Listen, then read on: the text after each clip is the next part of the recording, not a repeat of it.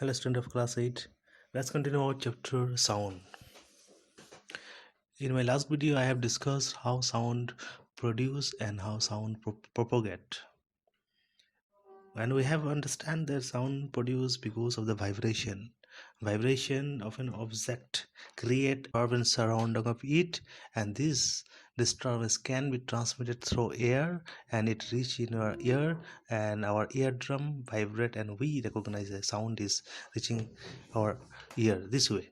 And also we have understand that sound is a mechanical energy. For propagating sound from one place to another, a medium is required.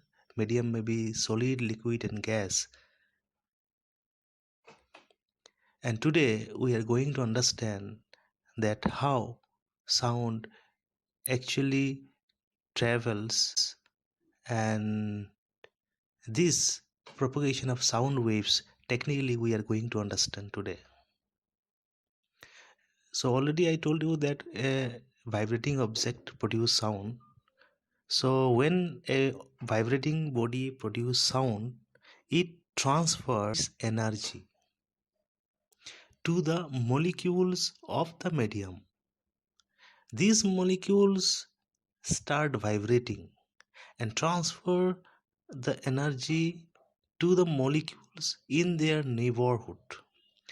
When sound waves travel through a medium, the molecules in the medium do not move, they just vibrate about their mean position and fixed position. And when they vibrate, they go both direction, either direction they move. So when they move either direction, they give a push to the air molecules.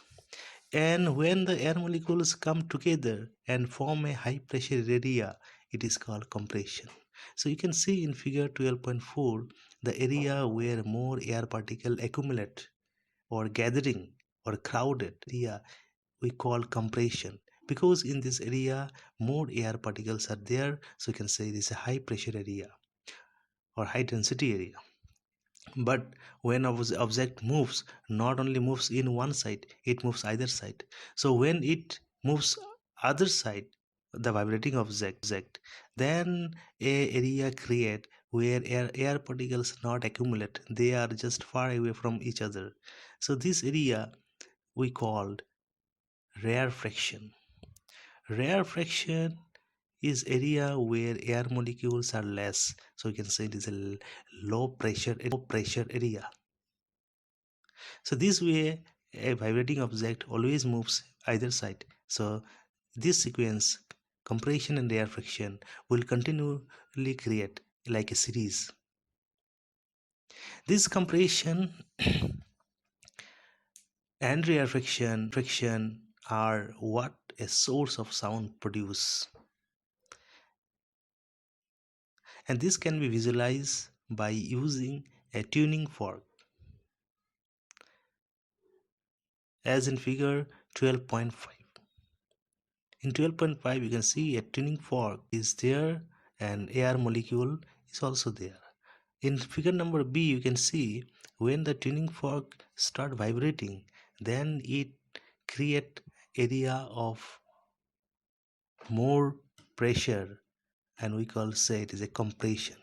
But next moment when the vibration, when the object moves in another side, then one area create, that is low pressure area, according to the question figure number 12.5c. So you can see here one area, a number area, you can see the area where air particles are less, so this is the rarefaction area. So this way a compression rarefaction, a series is formed, and in this series no particles actually change their position from one place to another. Particles just vibrate, and when they vibrate they just give a strike hit to the other neighbor particle, and they come to their own position again. So then second particles vibrate, then second particles again moves both way, and it gives the strike to the third particles, and second particles comes to the original position. So similarly this way This way, the particles and these air particles, not only air particle, water, solid, everywhere, this kind of compression and air friction formed. But remember, particles of the medium do not move from place to another place, they just vibrate with respect to their mean position, like a pendulum. When moves either side, that it moves with respect to the fixed position which tie at the end of this rope.